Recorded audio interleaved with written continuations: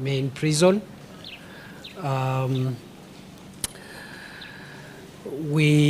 As you're aware, the government has decided to relocate the Kisii Prison from here to another site so that to give room for the expansion of our town. And therefore, lawlessness, breach of peace, or disruption of public meetings, and those leaders who are using our young men and women to cause chaos and violence in meetings, we said that we are going to arrest all of them. I am happy to report that we've progressed very well with the investigations, and we expect to be making arrests in the coming days of all those who have been organizing, financing, and orchestrating violence here so that it can serve as a deterrent and nobody repeats that kind of behavior again. I said that time, and I repeat now, nobody, and I repeat, nobody is above the law. Number two, as security managers, we are not interested with the political persuasion of the offenders. If you break the law, it doesn't matter your political persuasion, we will arrest you. It doesn't matter your status in society, we will arrest you, we will prosecute you, and we'll make sure that you are punished in accordance with the laws of our country. The culture of intolerance, violence, and goonism is a matter that is worrying us as security people, not just here in Kisii, in other parts of the country as well. And we are convinced beyond doubt that unless we nip this problem in the bud, we nip this problem now, unless we destroy the infrastructure of violence that is developing, which is politically instigated, these criminals will organize themselves and mutate into other crimes, and it will be very difficult to enforce the law and maintain law and order in our country going forward. So we are not doing this just in Kisii, across the country. And therefore, I want to call upon all leaders to obey the law and also to respect one another, transact their activities peacefully. They can disagree on ideas and policies, but nobody has a right to use violence to force his views on any other person. Also, as you're aware, we have a national program to enforce the law on the fight against illicit killer brews, as well as narcotic drugs and psychotropic substances. We have reviewed the progress that has been made by the teams here.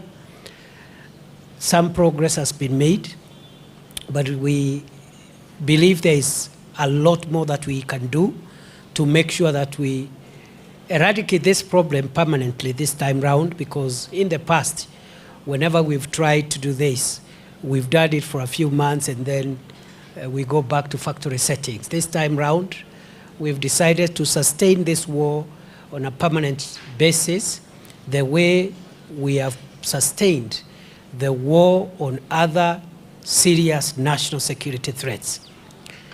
What these poisonous drinks, unhealthy drinks, drugs, and substances are doing is that they are destroying the best of our population.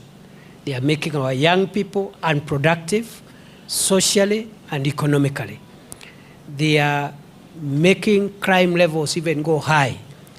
And I want to here confirm that actually since we began the crackdown nationally on 7th of March, there has been a sharp decline on reported crime statistics across the country, meaning there is a link between the drug problem, the illicit alcohol problem, and crime levels.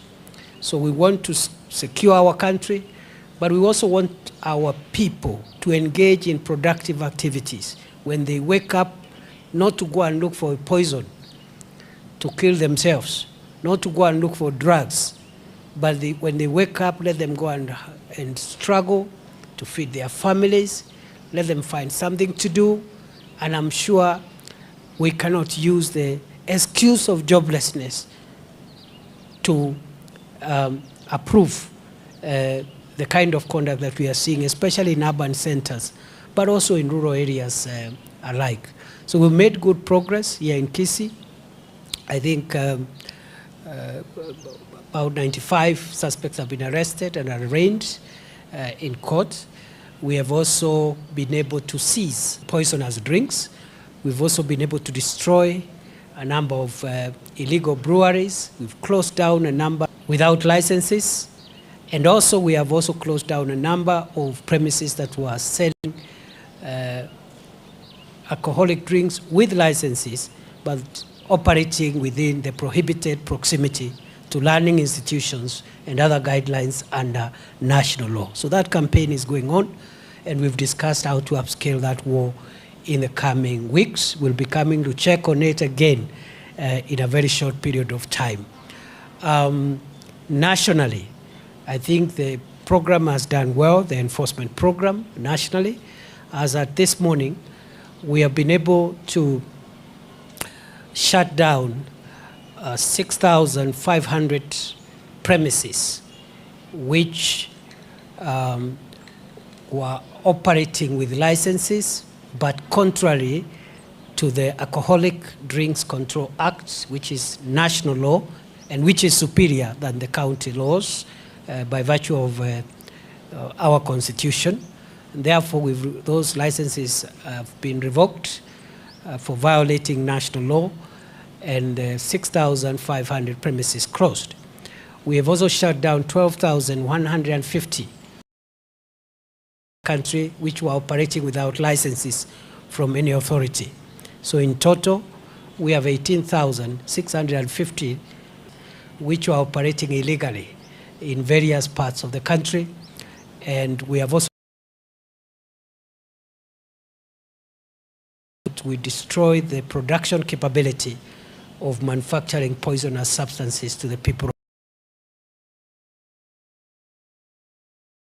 We have also closed quite a number of agrovets and chemists, some of which were operating outside the law, and we are working very Pharmacy and Poisons Board, which is the regulator of that industry. We are also working with the veterinary department because we have had to close which were operating without licenses, and some of them were being used to for veterinary drugs, which some of them are being used to concoct hard drugs, mix them with other substances to generate some of the drugs that our children and so that war is on course. So this morning I'm happy to come to this facility. As I have said, we are relocating it. There is a bit of progress in terms of that work, and we will see then what governments and the national government to put up infrastructure which is more appropriate in the middle of town where this facility is now. We even have a project which started here under the affordable housing program, which is 70% complete, right, I think behind this block. We are also we'll complete it because it will be used one way or the other by either the county government or the national government to accommodate public officials and other members of the Kenyan society who require accommodation under the affordable housing project. Nawashukuru sana, nawatakia kila laheri, muwe na siku njema. Tuko safarini kama kawaida, na mimi nimeshukuru sana kuwaona. Najua mko na maswali mengi, lakini leo sio siku ya maswali. Niko na siku mrefu.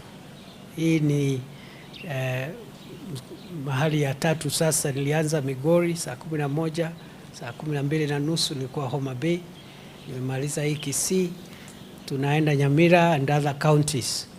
I think by evening tutakuwa tumehesabu county kama 10. So mimi nawatakia kila laheri. I just want to call upon members of the press to support